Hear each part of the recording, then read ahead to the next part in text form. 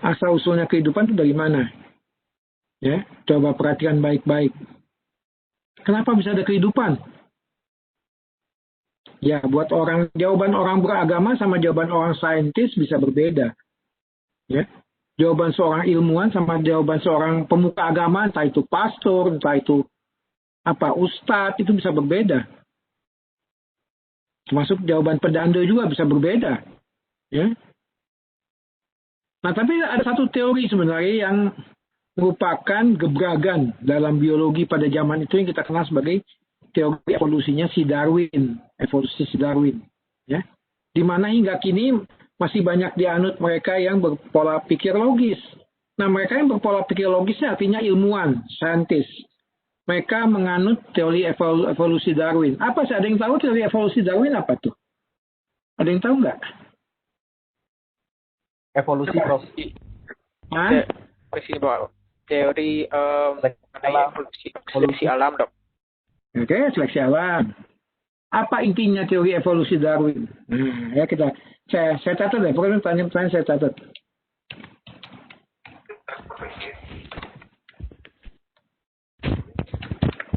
Berasal dari induk yang sama, Prof. Oke, induk yang sama. Ya, asalnya sama, Prof. Manusia itu berasal dari mana menurut Darwin? Dari kera. Siapa yang setuju dengan evolusi Darwin? Ada yang setuju dengan evolusi Darwin? Ada nggak kalian yang setuju? Alisa Cinta, The Love Alisa, bagaimana Love Alisa? Apakah setuju dengan evolusi Darwin, Love Alisa? Alisa Cinta kan Love Alisa kan bahasa Inggrisnya? Ya, Pak. Ya, apakah Alisa Cinta setuju dengan teori evolusi Darwin? Juga Alvin Limanto, apakah setuju? Kurang setuju, Pak. Setuju. Oke. Kurang setuju. Kurang atau enggak? Kurang. Kalau kurang berarti masih ada yang sebagian yang setuju ya? Ya dong. Nah, oke. Angela Ivanka, bagaimana Angela Ivanka? Setuju nggak dengan evolusi Darwin? Saya setuju, Prof. Setuju, oke. Pasti ada evolusi. Kamu pernah baca nggak teori evolusi Darwin? Atau dulu di biologi pernah dapat di SMA itu? Pasti kan kalian pernah dapat loh. Jangan asal main tembak aja. Anda pernah dapat nggak teori evolusi Darwin di SMA dulu? Di biologi? Kalau nggak? Pernah dapat nggak? Pernah disinggung nggak sama guru biologi kalian? Pada zaman SMA? Pernah. Jadi apa intinya tuh? Manusia berasal dari mana? Manusia berasal dari mana? Kera, Prof. Kera. Nah, siapa yang setuju bahwa manusia berasal dari kera? Tadi katanya ada yang sebagian setuju manusia berasal dari kera. Bahkan ada yang bilang setuju. Siapa yang setuju manusia berasal dari kera? Siapa yang setuju bahwa kamu berasal dari monyet? Sederhananya gitu aja. Dewa Ayudhya, apakah setuju? Kamu berasal dari monyet? Dewa Ayudhya, atau Made Adi Brahmantika, Made Adi Brahmantika. Nah, ayah Dewa Ayudhya setuju nggak berasal dari monyet, dari kera? Kamu berasal dari kera, Dewa Ayu, setuju? Kera yang dipakai topeng monyet tuh di jalan-jalan tuh loh. Setuju nggak Dewa Ayu? Tidak setuju. Ya, tadi ada yang bilang temenmu setuju, berarti dia setuju berasal dari monyet yang biasa dipakai di main-main di tengah jalan tuh topeng monyet tuh. Ya, oke. Gede Andika Putra, bagaimana Gede Andika Putra? Setuju nggak kamu dari monyet, Gede? Setuju, Prof. Setuju. Ya apa-apa itu pendapat, silakan aja. Ya, saya sih nggak mau bilang dari monyet ngapain. Kita manusia dengan kemampuan pola pikir yang paling tinggi. Monyet itu pola pikirnya is very very low loh, meskipun dia bisa diajari nari segala macam, ya. Artinya apa? Di sini kalian harus belajar untuk memberikan satu pendapat tuh harus ada basic yang kuat, harus ada dasar yang kuat. Apa itu udah soal pendapat setuju atau nggak setuju? Ya, dasarnya harus kuat itu. Apa yang kamu mau berikan pendapat? Kimberly setuju nggak asalmu dari monyet, Kimberly? Evolusi Darwin? Nggak setuju ya, oke.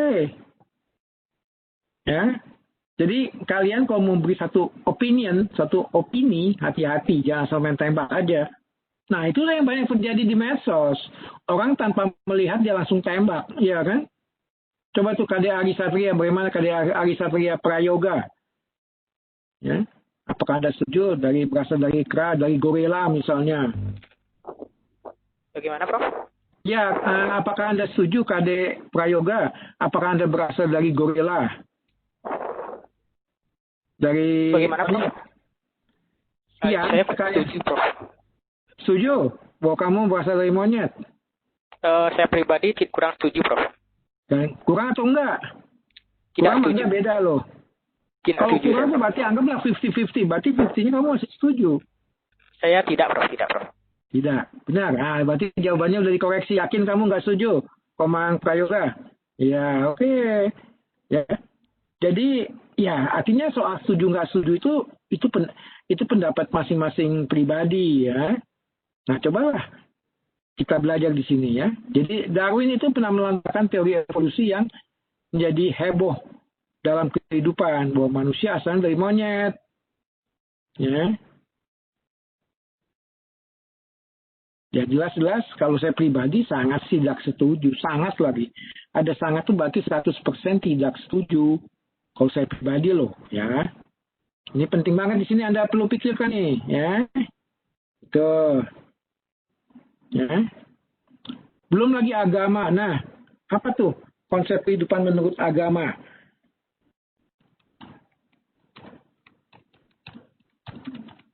Menurut agama. Nah, apapun agamanya. Apa itu konsep kehidupan menurut agama? Apapun agamanya. Coba tuh jawab tuh. Ya.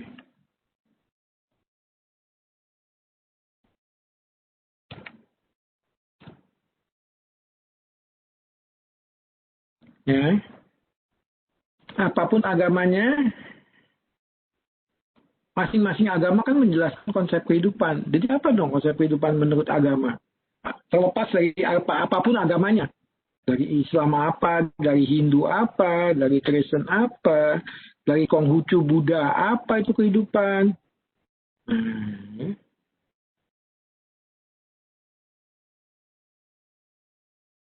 Oke ya. Tapi sains kadang-kadang menunjukkan kemiripan berbagai molekul yang terdapat dalam makhluk hidup. Nanti kita akan bahas ini ya. Jadi bagaimana dong kehidupan itu? Jawabnya apa? Apakah benar evolusi seperti yang Darwin katakan, ataukah sesuai dengan yang agama katakan? Ya. Ya kita di sini masih belajar berfilsafat mengenai biokimia. Ya. Jadi mana yang Anda pilih?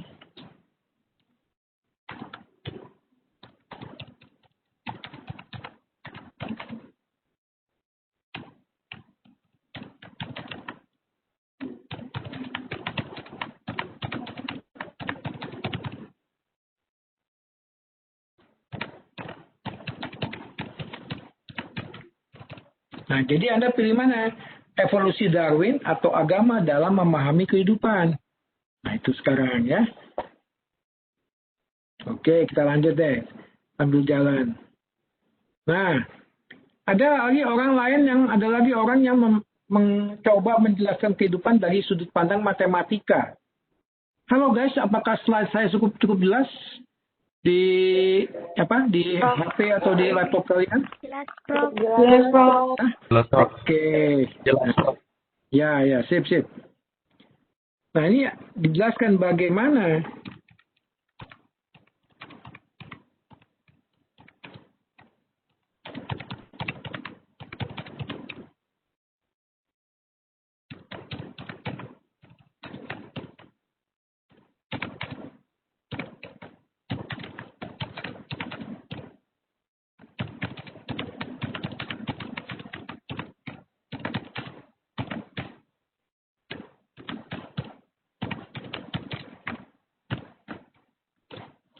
bagaimana matematika untuk bisa menjelaskan kehidupan? Coba Anda jawab nih, dari apa yang Anda pernah dapat lah, matematika yang Anda pernah dapat di SMA.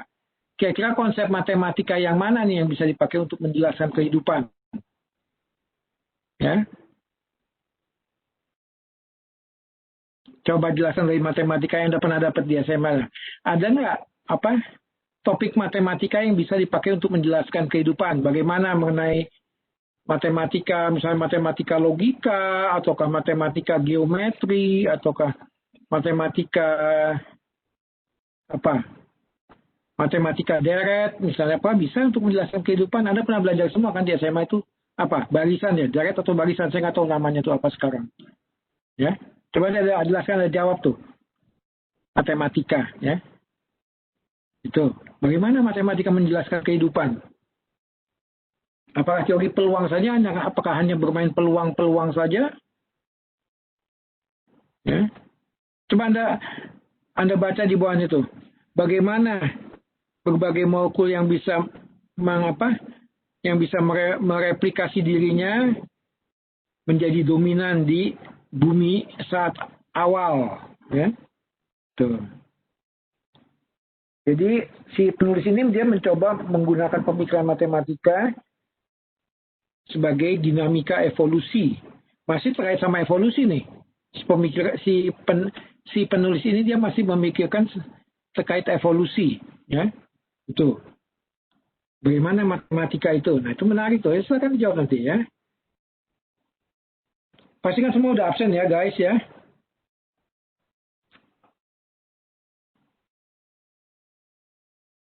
Oke, suhu makhluk hidup relatif stabil. Aspek fisik yang terlihat pada makhluk hidup itu apa? Suhunya pertama stabil. Anda bisa bayangkan kalau suhu tubuh Anda naik 2 derajat saja. Normal berapa suhu tubuh kita? 36 lah ya, kita anggap 36,5 lah. Naik 2 derajat jadi 38,5, bagaimana rasanya? Ada yang sudah merasakan peningkatan suhu tubuh sampai 38, sekian? Bagaimana rasanya? Enak nggak suhu tubuh naik? Ya, naik 2 derajat loh itu. Atau turun 2 derajat. Nah, turun 2 derajat gimana tuh? Kalau suhu tubuhmu anggaplah 36. Turun jadi 34, bagaimana tuh? Kira-kira Anda sudah berada di mana tuh? Kalau suhu tubuhmu sampai 34. Atau 33. Kira-kira kamu sudah ada di mana tuh? Ada yang bisa menjelaskan? Kalau suhu tubuhmu sampai 33 derajat atau 34, berarti kamu sudah berada di mana? Anda sudah berada di alam lain, itu jawabannya, ya.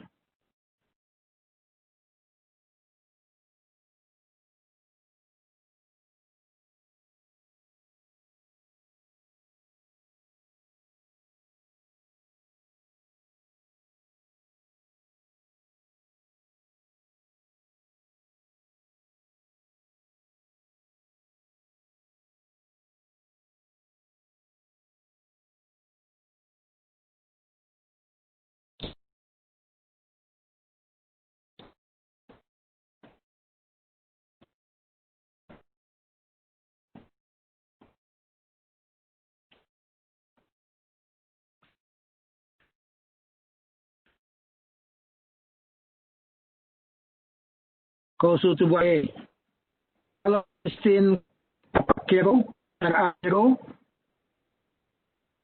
kalau Dwi Muslifah, halo Dwi Muslifah, bagaimana kabarnya? Baik, Prof. Jadi soalnya saya lihat ini videonya pada mati, mungkin sinyal kali ya. Sinyal di kediaman masing-masing nggak sama. Citra Dewi Wulandari. Kendala sinyal. Ya. Nyalain sinyal paling gampang deh sekarang, kelihatannya kalau online tuh paling gampang nyalain sinyal, menyalahkan sinyal.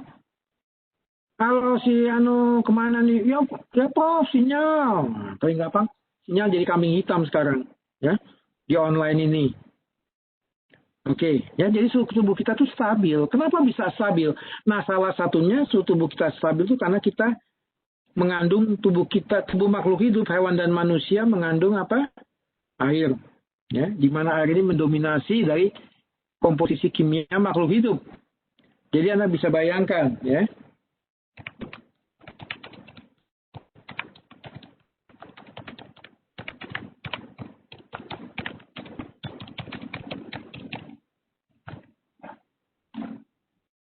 Ya. Oke.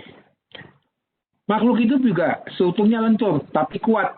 Anda bisa cubit kulit Anda sendiri, coba lihat. Anda cubit kulit Anda sendiri, bagaimana tuh? Ya. Juga kuat. Contohnya pada tulang. Coba perhatikan tulang. Ya. Nanti kita kalau praktikum kita akan lihat bagaimana sifat tulang. Ya. Dan makhluk hidup juga berespon terhadap sekelilingnya. Kalau ada sesuatu di sekeliling Anda, pasti Anda akan berespon. Hewan juga sama. Ya. Dan ada keteraturan di dalam tubuh makhluk hidup. Ya.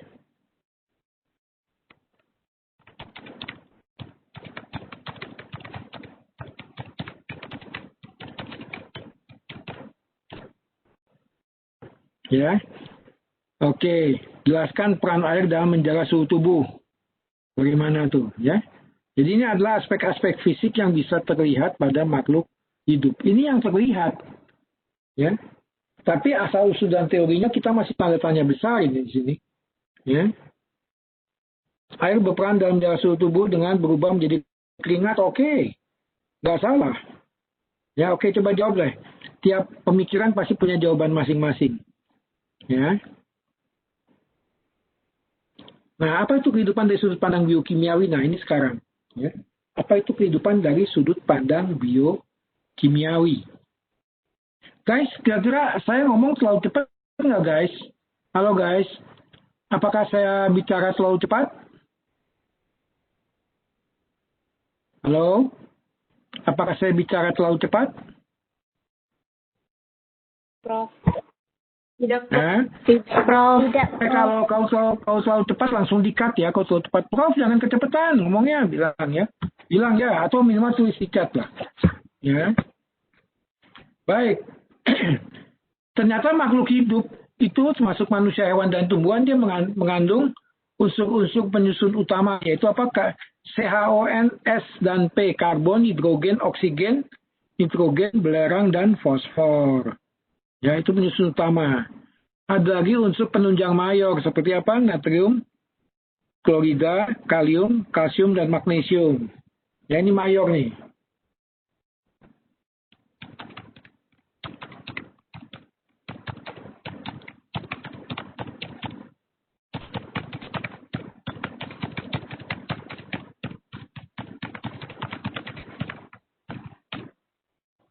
Ya, ada penunjang mayor, ya, dan juga ada lagi unsur penunjang minor seperti besi, magnesium, mangan, tembaga, krom, selenium, ya, molybdenum, yodium, dan kobalt. Ini yang minor, ya.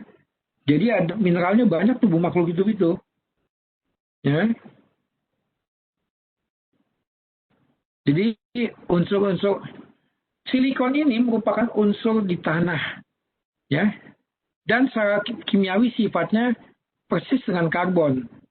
Tapi kenapa tubuh tidak memilih silikon? Itu pertanyaannya sekarang.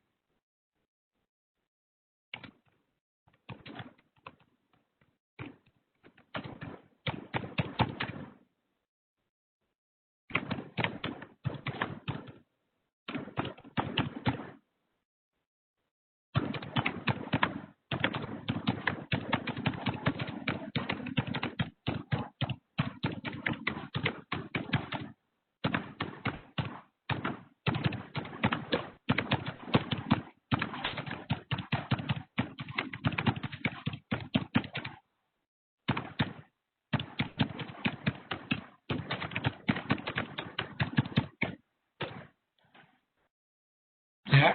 Jadi tubuh makhluk itu selektif terhadap silikon. Ya.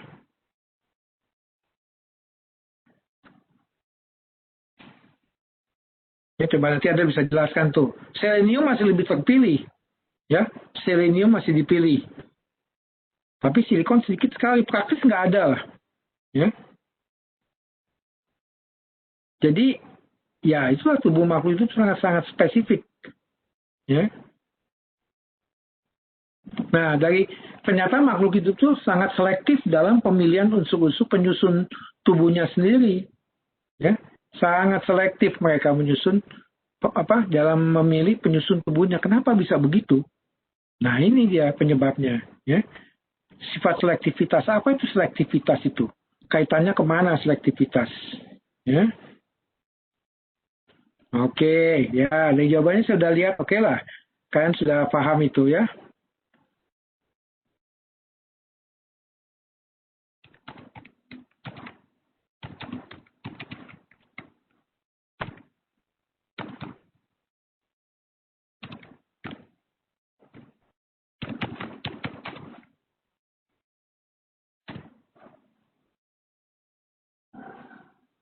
Oke ya, jadi ini penting ya. Jadi makhluk hidup itu sangat spesifik dalam memilih unsur-unsur penyusun tubuhnya. Itu yang membuat dia jadi luar biasa ya. Itu. Pertanyaannya kenapa logika biokimiawi? Ini menjadi pertanyaan besar. Kenapa kita harus belajar ini? Biokimia kedokteran tidak belajar logika biokimiawi. Biokimia kedokteran tidak belajar logika biokimiawi. Tapi kedokteran hewan mempelajari. Kenapa? Seperti gambar yang saya kirim di kalian kemarin. Ada dokter gigi, ada dokter manusia, ada dokter hewan. Apa bedanya dari ketiga profesi itu? Ada yang tahu? Bedanya dokter gigi, dokter hewan, dan dokter manusia? Masa studinya sama-sama 6 tahun, tapi bedanya di mana? Ya. Itu. Nah, itu yang saya bahas di sini. Makanya kenapa biokimia kedokteran hewan harus belajar mengenai logika. Karena kehidupan itu berbeda-beda, ya. Kehidupan itu berbeda-beda. Jadi ini perlu pemahaman logika untuk bisa menjelaskannya, ya.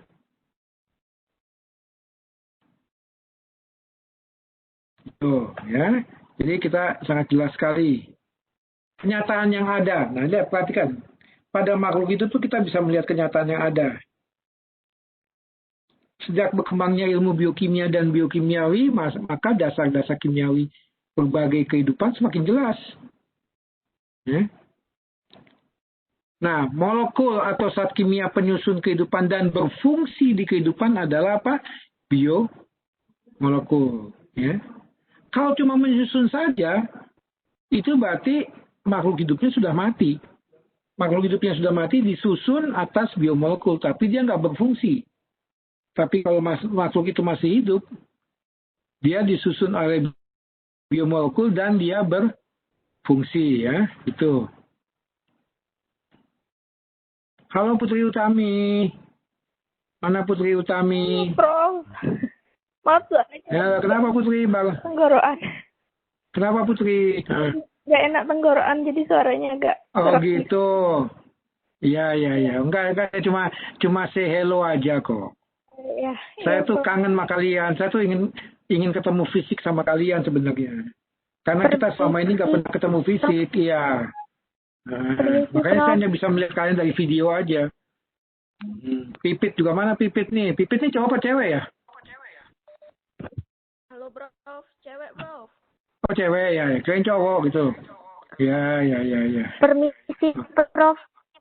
Ya. Saya Kenapa? Dwi Muslifah Surijaya. Ini ada sekarang apakah boleh izin keluar kuliah karena ada wawancara di rektorat untuk beasiswa? Boleh. Ya tinggal aja. Kamu pastikan kamu udah absen, Dwi. Pastikan Dwi udah absen ya. Sudah. Ya, oke. Ya silakan. Selamat wawancara. Semoga sukses. Banyak, Prof.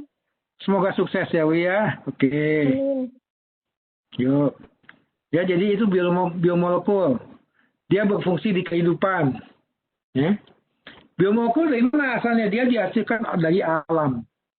Ya, makanya alam itu sangat penting. Makanya kenapa ada yang namanya biokimia lingkungan. Kita membahas biokimia mengenai alam. Ya. Dan biomolekul ini nggak bisa dibuat oleh mesin atau industri. Sangat sulit, kalaupun bisa, tapi berat itu membuatnya. Ya. Dan dia hanya bisa dibuat dalam sel atau makhluk hidup. Nah, sel ini bisa membuat biomolekul dengan cepat. Karena memang kerjaannya. Ya, itu.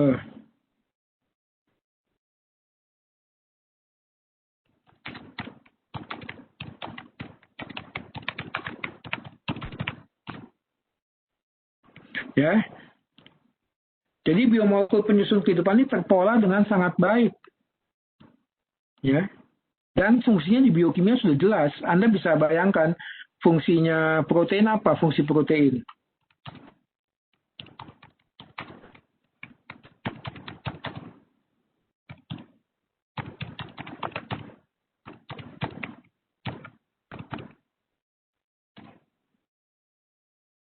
Ya, itu fungsi protein itu apa?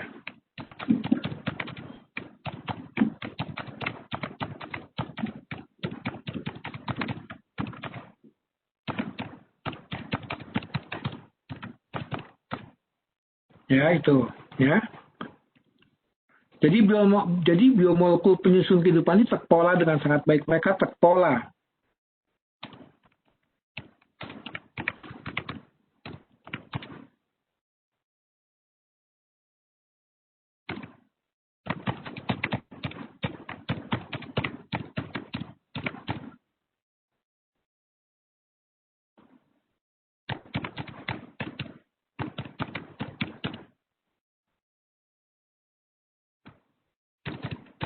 Jadi dia terpola, ya.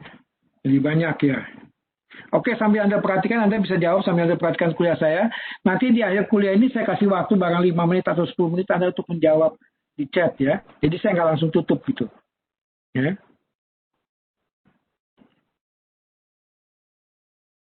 Nah, jadi dari sini juga kita muncul bahwa biologi sekarang itu udah nggak seperti biologi yang dulu. Dia sudah dikombinasi dengan kimia dan fisika. Ya. Jadi dia menjadi sesuatu yang menarik dipelajari biologi itu. Dan nggak kayak dulu kita menghafal nama dari kingdom sampai spesies sampai mumat itu. Ya, ada yang pernah ngalami guys? Menghafalkan biologi kayak begitu? Halo guys, ada yang mengalami mempelajari biologi dari kingdom sampai spesies? Pernah. Halo guys. Ya. Guys, saya mau tanya nih, kalian ini udah ada yang sudah dapat kuota bantuan dari Mendiknas belum? Halo guys. Apakah kalian sudah mendapat bantuan kuota dari Mendiknas, Mendikbud? Belum ada yang dapat, satu pun belum ada yang dapat kelas B ini. Belum ada ya? Ya, saya belum dapat, Prof. Belum, Prof. Kurang tahu, Prof. Soalnya sebagian teman-teman dosen di FKH ada yang udah dapat, saya juga belum dapat. Tapi sebagian teman-teman dosen ada yang udah dapat, saya nggak tahu apakah dikirimnya sambil berjalan atau bagaimana, saya juga nggak tahu gitu loh. Ya, oke ya, nggak apa-apa lah ya, moga-moga kalian semua saya berdoa biar kalian semua bisa dapat kuota ya. Soalnya lumayan nih, kuliah nih banyak sekali soalnya. Ya. Kecuali kalau yang di kos-kosan itu atau di rumahnya punya wifi, itu masih mending menolong. Ya. Jadi sekarang biokimia dan fisika ini sebagai alat, tool untuk mempelajari biologi ya. Banyak teknik sentrifugasi, teknik kriopreservasi, pengawetan dalam pembekuan, kromatografi dan lain-lain. Coba saya bisa jelaskan di sini.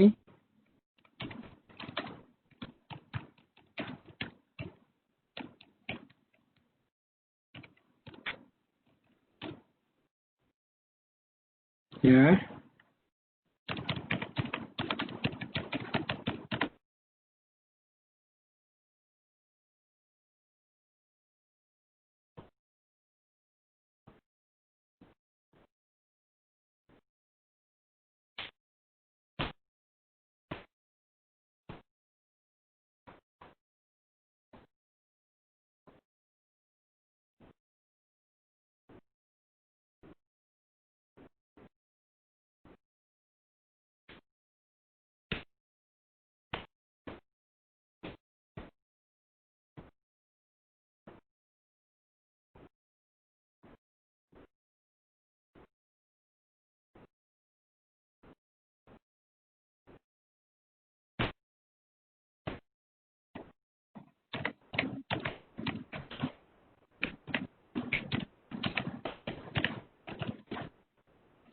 Ya, yang pertama sangat kompleks.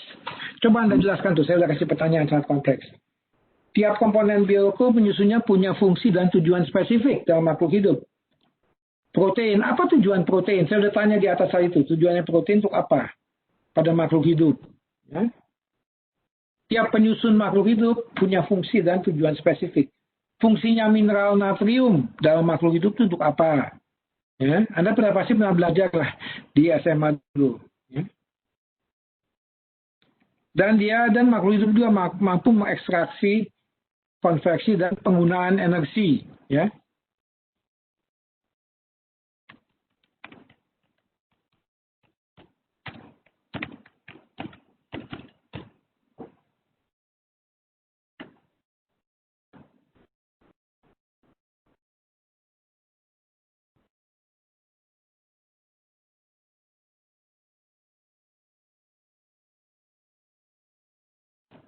Ya, dan juga mampu bereproduksi dengan tepat. Nah, ini ya.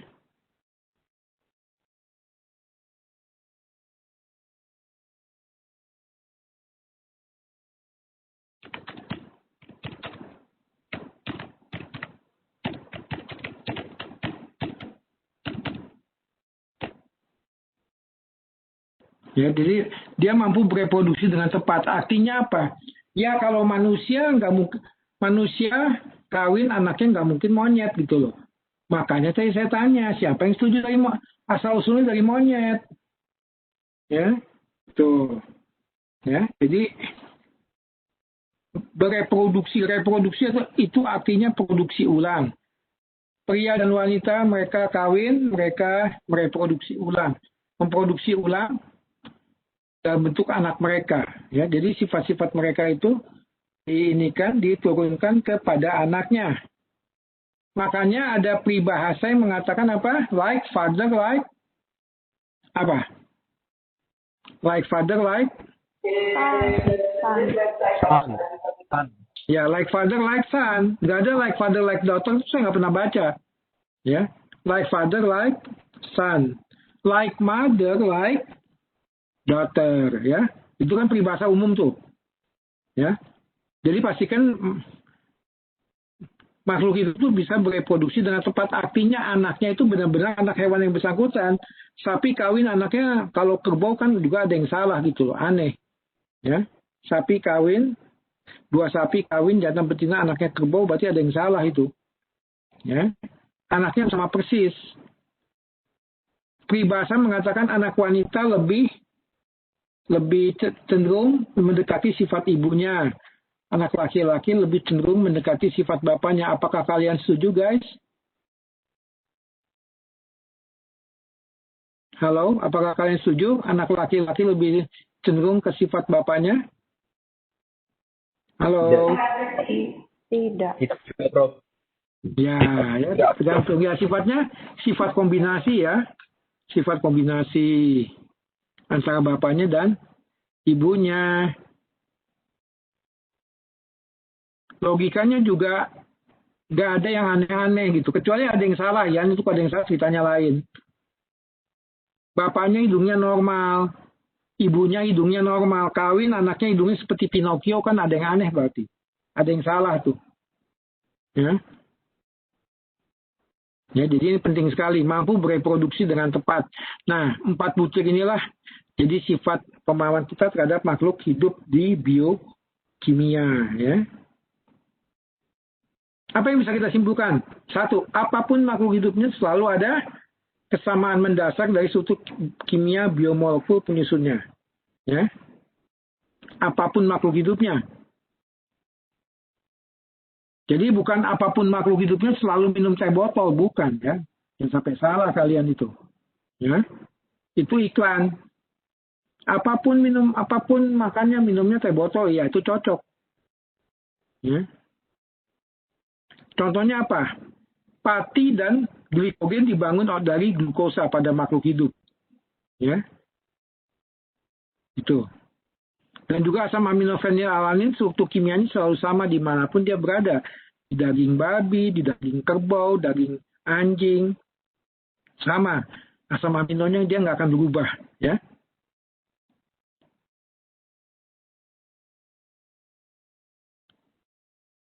Yang bukti kedua, apapun jenis kehidupannya, unit pembangun biomolekulnya juga sama.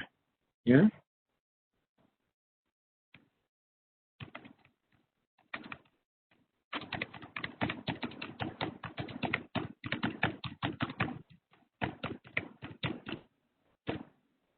Ya, itu. Unit pembangun biomolekul sama. Artinya apa? Makhluk hidup itu terdiri dari apa? Dari 5 komponen. Apa aja? Karbohidrat, lemak, lipid, protein, ya, mineral, dan asam nukleat. Semuanya sama. Ya, komponennya sama. Ya. Kalau memang semua komponennya sama, logika menggiring pada pertanyaan pasti juga asal usulnya sama, iya kan? Kalau semua komponen penyusunnya sama, pasti logika juga menggiring pada pertanyaan pasti asal-usulnya juga sama makhluk hidup itu. Nah, dari mana asal-usulnya makhluk hidup itu? Darwin mengatakan asal-usulnya dari monyet. Tapi kalau agama mengatakan asal-usulnya dari mana agama? Agama mengatakan makhluk hidup asal-usulnya dari mana? Ya kan? Sumbernya sama, pasti sumbernya asal-usulnya sama. Ya. Bangsa Indonesia ini berasaskan pada apa? Ketuhanan yang Maha Esa. Jadi pasti sumbernya sama. Ya. Kita jelas-jelas menolak teori Darwin, tapi nggak tahu kalau yang ngotot setuju saya nggak tahu lagi, tapi ya itu. Ya. Jadi asal-usul makhluk hidup itu sama. Nah, poin yang bukti ketiga apa? Apapun jenis kehidupannya, biomolekul yang menyusunnya memiliki fungsi dan peranan yang sama. Contohnya apa? Peranan protein itu sebagai apa? Bahan untuk pertumbuhan. Ya. Anda lihat, Anda dari zaman bayi, Anda kecil, sekarang Anda menjadi besar, itu peranan protein yang membantu pertumbuhan. Asam nukleat peranannya apa? Sebagai blueprint atau cetak biru, sebagai sumber informasi. Asam nukleat itu informasi makhluk hidup. Nah, makanya biologi sekarang lebih banyak belajarnya kepada masalah informasi ini, masalah asam nukleat ini. Karena tiap makhluk hidup punya informasi yang menarik sehubungan dengan fungsinya. Tiap makhluk hidup punya informasi yang menarik sehubungan dengan sifatnya atau fungsinya. Ya. Nah, cetak biru inilah yang penting. Ya. Makanya mempelajari cetak biru blueprint ini harus pakai mesin. Gak bisa pakai manual.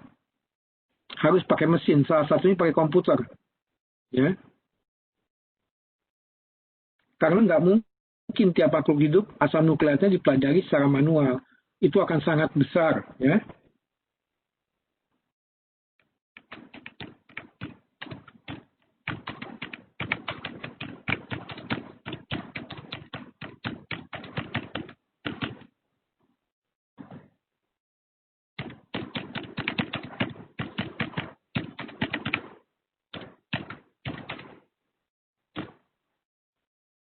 Nah, jadi untuk ini ya, kita butuh yang namanya big data seperti yang kita sudah bahas di minggu lalu, ada big data, ya, itu.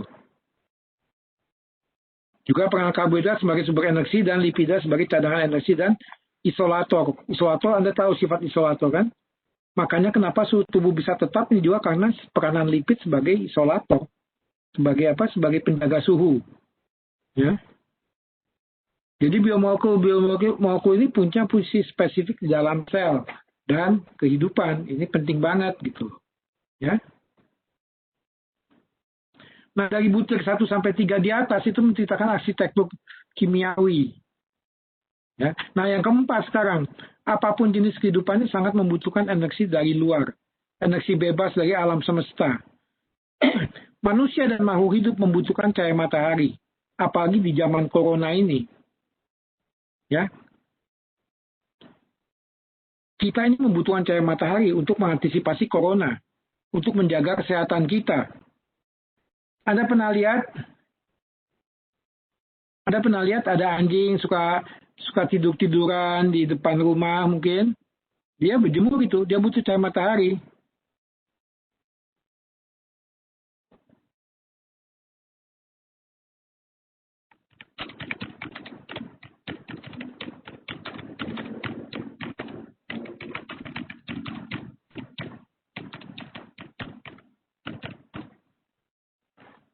Ya, jadi penting sekali. Energi matahari dibutuhkan untuk menjaga kesehatan. Ya.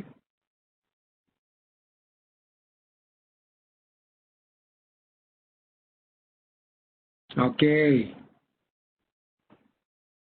Apapun jenis kehidupan selalu ada autoregulasi internal. Nah, autoregulasi internal ini menjelaskan mengenai memposisikan segala sesuatu. Contohnya otak itu logikanya nggak akan ada di dengkul. Kalau otakmu ada di dengkul berarti ada yang salah itu.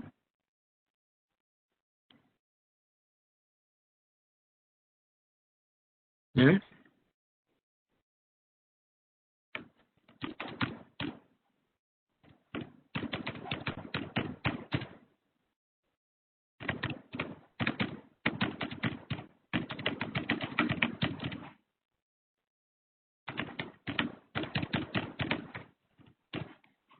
Jadi penting, ini sangat penting sekali pengaturan internalnya. Contohnya itu otak itu nggak mungkin ada di dengkul, ya. Semakin kompleks tingkat kehidupan, maka autoregulasinya juga semakin rumit, ya. Pada tingkat makhluk hidup tingkat sel, peranan senyawa kimia sederhana sebagai sebagai sensor internal dari sel, ya. Jadi kalau sel itu dia berada di satu tempat yang berbeda, dia pasti tahu, karena dia punya sistem monitoring, ya. Jadi pada makhluk hidup tingkat tinggi juga peranan biokimiawi sangat semakin kompleks, ya. Ada suhu, tekanan osmotik dan lain-lain. Semua itu diatur. Kalau tubuh kita nggak bisa mengatur terhadap respon luar, maka itu akan sangat berbahaya, ya. Kita akan beresiko. Nah juga yang kelima, apapun jenis kehidupannya harus selalu bisa reproduksi dengan tepat. Nah ini saya katakan tadi. Rasanya sapi kawin dengan sapi, anaknya nggak mungkin kerbau, ya, harus tepat. Adanya cacat bawaan itu menunjukkan bahwa itu sudah ada kesalahan. Misalnya ada bayi yang jantungnya di luar, ya, ada bayi yang jantungnya di luar itu menunjukkan adanya kesalahan, ya, kesalahan cetak. Kenapa bisa gitu? Nah, itu dia, ya. Pastikan juga organisme yang dihasilkan sesuai dengan induknya lah. Iya, pastinya seperti itu. Manusia mungkin melahirkan monyet gitu, ya.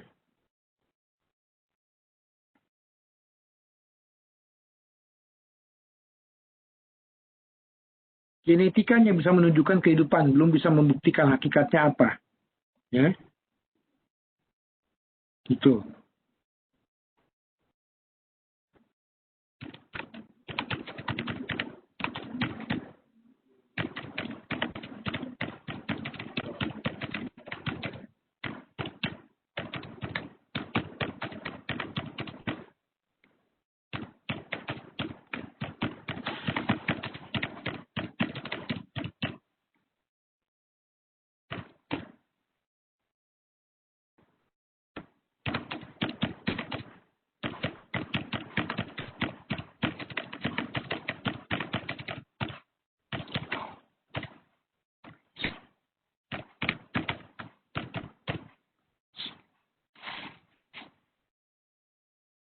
Ya, jadi ini penting, ya. Nah, jadi kalau kita lihat lagi, banyak fenomena-fenomena di atas ada pada setiap makhluk hidup. Oleh sebab itu hal ini sudah terjadi menjadi semacam aksioma dalam kehidupan dan biologi. Apa itu aksioma?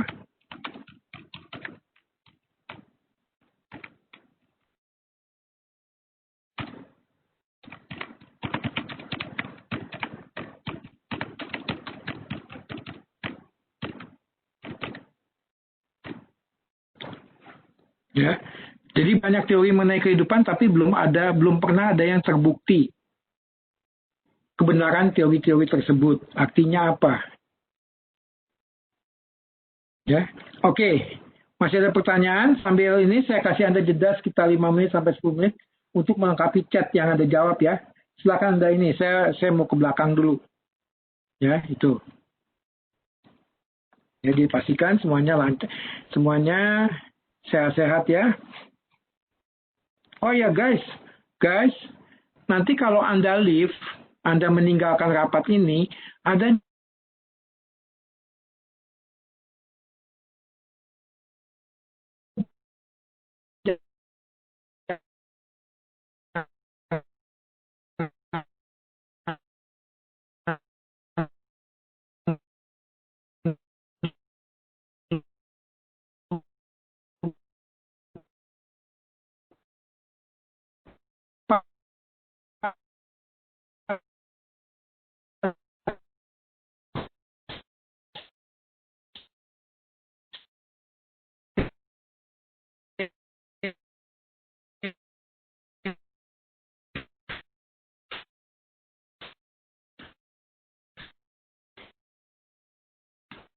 ya.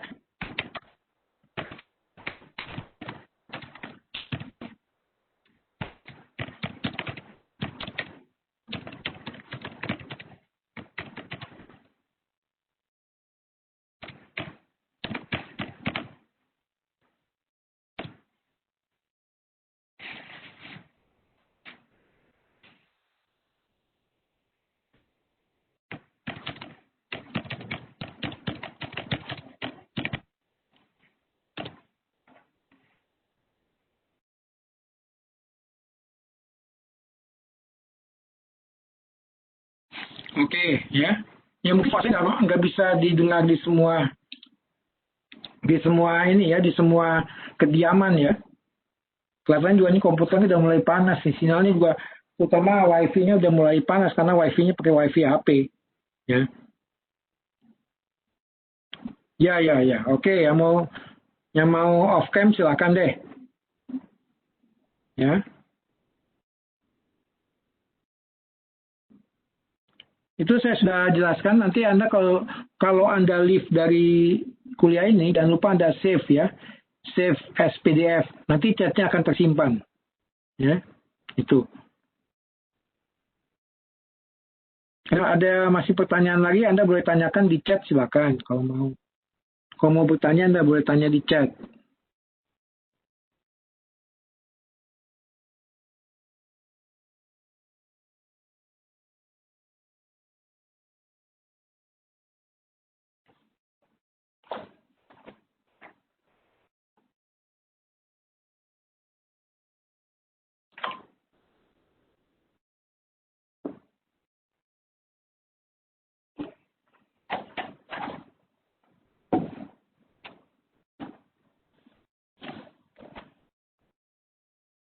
Oke, apakah sudah semua jawab?